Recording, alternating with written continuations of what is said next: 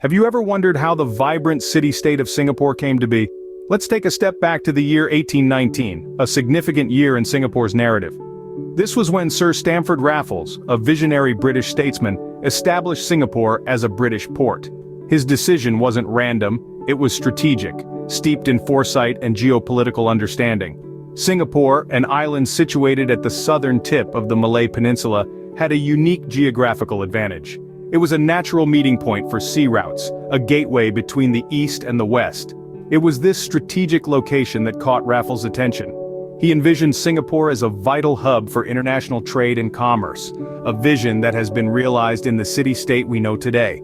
So the birth of Singapore was a calculated move, a strategic decision made with the vision of global commerce in mind. From a British port to an independent city-state, Singapore's journey was far from easy. The tumultuous years of the Second World War saw Singapore occupied by Japanese forces. This period, from 1942 to 1945, was a dark chapter in Singapore's history, marked by harsh rule and intense suffering. Yet these difficult years also ignited a spark of nationalism among the people of Singapore, a flame that would eventually lead to the birth of a nation. Post-war Singapore was a time of recovery and rebuilding. The British returned, but the impression of their fallibility, left by the Japanese occupation, had weakened their hold.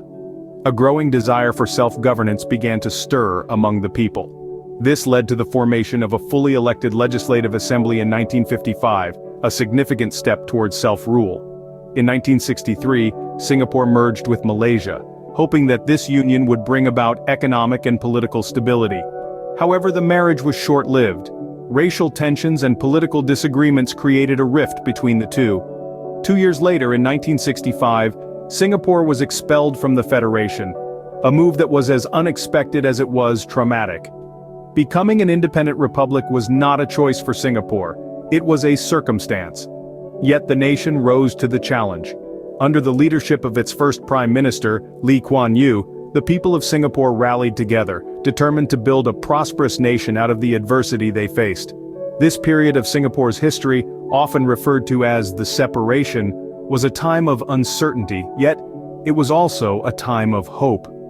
On the 9th of August 1965, when Lee Kuan Yew announced Singapore's independence, he spoke not of fear, but of a future that the people of Singapore would build together. Independence, however, was just the start of a new chapter in Singapore's story. A nation is not just its land, but its people and their leaders. So who were the architects of modern Singapore?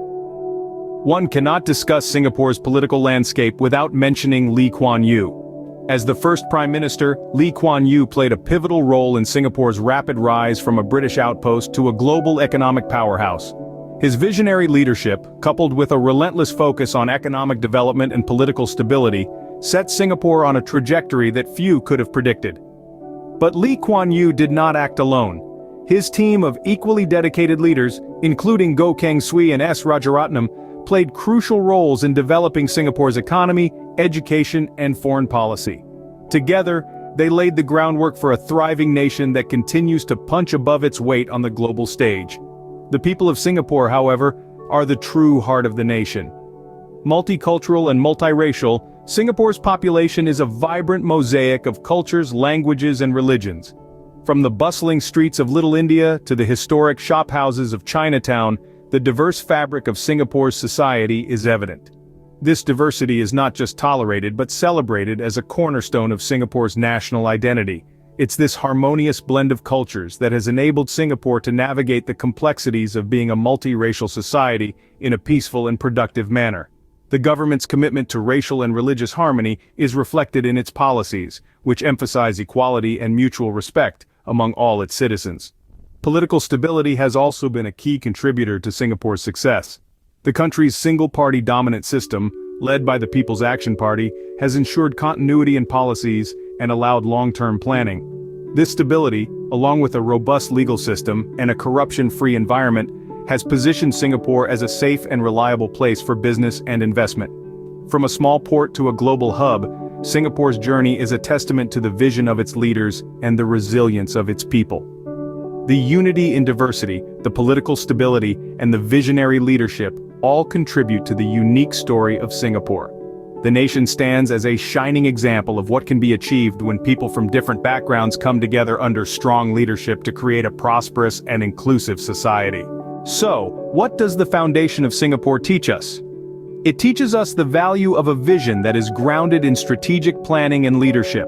From its inception, Singapore was not just a geographical location, it was a dream, a vision of a thriving, diverse nation. A vision that was brought to life by its founding fathers, who led with resilience and tenacity despite overwhelming odds. It also highlights the power of diversity in nation building. Singapore is a melting pot of cultures, a testament to its rich history. Its people, hailing from different ethnicities, religions, and backgrounds, have played a significant role in shaping the nation's identity and progress. And finally, it's a lesson in resilience. Singapore's journey from a small fishing village to a global powerhouse is a testament to the resilience of its people and leadership. The foundation of Singapore is a story of vision, resilience, and unity. A story that continues to inspire nations around the world.